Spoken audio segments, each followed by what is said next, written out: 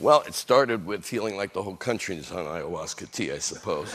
It's been a busy and strange week for Sean Penn as he hit the media circuit to promote his debut novel, Bob Honey, Who Just Do Stuff.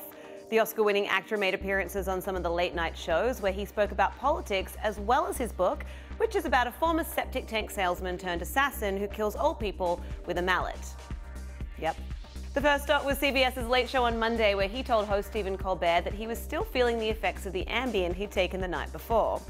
Penn lit up a cigarette and settled in to explain to Colbert why he has taken a step back from acting.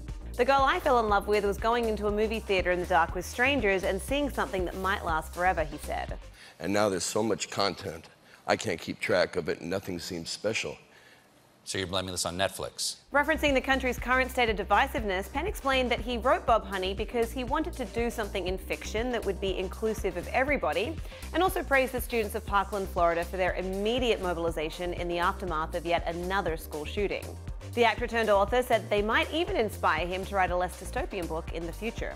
Next up was a Tuesday appearance on Comedy Central's Daily Show, where Penn further discussed his novel with Trevor Noah. Noah brought up the fact that in the book, the main character sends a threatening letter to the president named Mr. Landlord and asked about the parallels some have drawn between the fictional scenario and real-life threats to President Donald Trump. In response, Penn gave a fairly cryptic answer. Writing for me starts as melody before lyrics. This whole idea, that is not a new idea, that a writer or musician has a muse becomes surprising. I didn't declare the mission, I just accepted it, and the mission was to follow the music.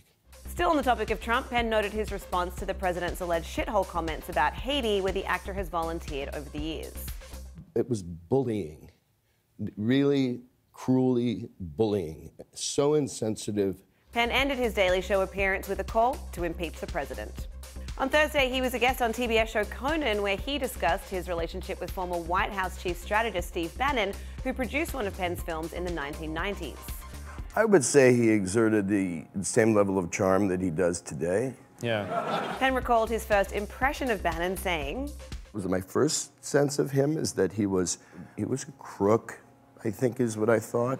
The actor also said that he didn't even realize it was the same Steve Bannon when Donald Trump's presidential campaign kicked into gear. So, how are people reacting to the book itself? Well, Penn may have told Colbert that he's taking a breather from acting because he increasingly doesn't play well with others. Many book critics are urging him to reconsider. Though some reviewers allow that Bob Honey, Who Just Do Stuff, could have had the power of a manifesto, many argue Penn's book falls short and is proof that he should never quit his day job. Jeff Giles from the New York Times describes Penn's unfun book as a riddle wrapped in an enigma and cloaked in crazy because it lacks any formal plot. He suggests that the novel was categorized as a satire as a means to avoid the Secret Service pulling up, a point that was also made by Colbert on his show. Have the Secret Service contacted you? Because that's the sort of thing you can't even make jokes about. USA Today's Brian Truitt is critical of Penn's new career venture, saying that the actor has accomplished nothing but leaving readers to sort through a frustrating writing style and a mixed bag of nuts that are hard to crack. Perhaps the most brutal review comes from Claire Fallon of the Huffington Post, who bluntly calls Bob Honey a garbage novel. Says Fallon, often when critics compare a novel to a fever dream, they mean it as a compliment, conveying that the book creates its own otherworldly universe and dream logic. When I say that Bob Honey is reminiscent of a fever dream, I mean that it's nonsensical, unpleasant, and left me sweaty with mingled horror and confusion. Jonah Goldberg of the National Review gave Penn a little more leniency, however, writing that though the book is the worst writing he's been acquainted with for a while, Penn's attempt at being an author is brave. To watch full clips of Sean Penn's late-night appearances and to read more on what the critics are saying about his debut novel, head to THR.com. For the Hollywood Reporter News, I'm Lindsay Rodriguez.